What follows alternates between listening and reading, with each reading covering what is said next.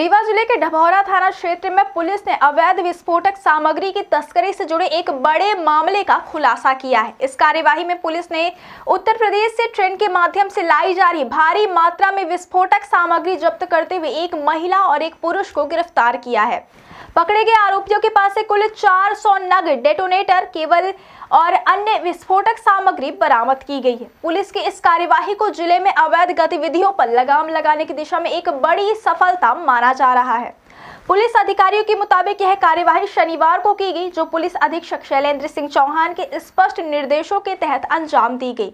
इस पूरे ऑपरेशन का नेतृत्व डभौरा एसडीओपी नारायण सिंह कुम्हरे ने किया, जबकि जमीनी स्तर पर कार्यवाही थाना प्रभारी ऋषभ सिंह बघेल और उनकी टीम द्वारा की गई।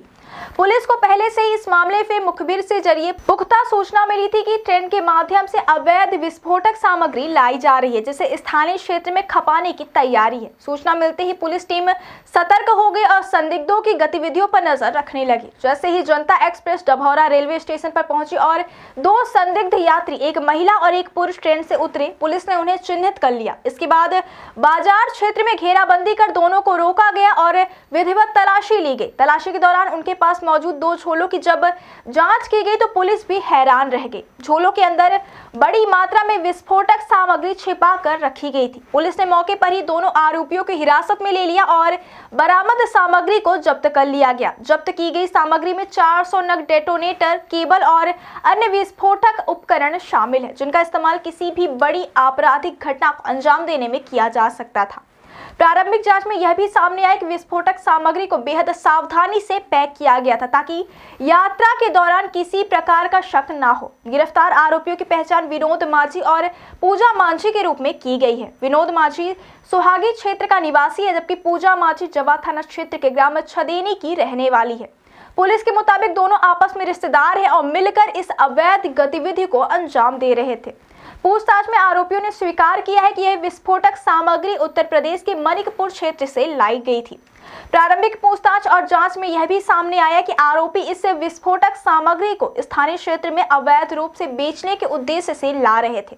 पुलिस अब यह पता लगाने में जुटी हुई है कि इस तस्करी के पीछे कोई बड़ा नेटवर्क तो सक्रिय नहीं है और क्या इससे पहले भी इस तरह की खेप लाई जा चुकी है। साथ ही यह भी जांच की जा रही है कि इस विस्फोटक सामग्री का इस्तेमाल किन उद्देश्यों के लिए किया जाना था और इसके संभावित खरीदार कौन हो सकते थे। पुलिस अधिकारियों का कहना है कि इतनी बड़ी संख्या में डेटोनेटर बरामद होना गंभीर सुरक्षा चिंता का विषय है। यदि यह सामग्री गलत हाथों में पहुंच जाती तो इससे जान माल को भारी नुकसान हो सकता था। इसी वजह से मामले की गंभीरता को देखते हुए पुलिस हर पहलू से जांच कर रही है। विस्फोटक सामग्री को सुरक्षित तरीके से थाने में रखवा दिया गया है और विशेषज्ञों की मदद से इसकी तकनीकी जांच भी कराई जा रही है।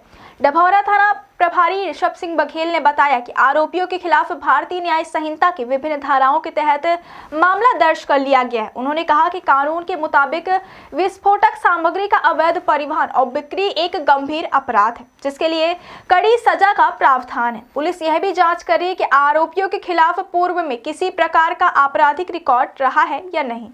इसी कार्यवाही के बाद जिले के पुलिस अधिकारियों ने आम जनता से भी अपील की है कि यदि उन्हें अपने आसपास किसी भी प्रकार की संदिग्ध गतिविधि या अवैध सामग्री की जानकारी मिले तो तुरंत पुलिस को इसकी सूचना करें।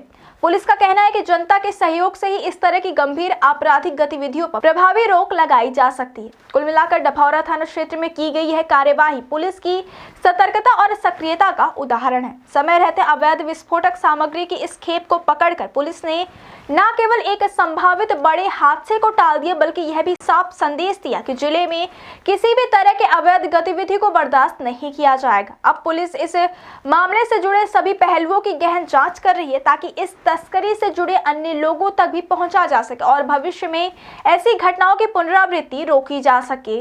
आपके डभौरा थाना में विस्फोटक की सामग्री जब्त की, क्या कुछ मामला है?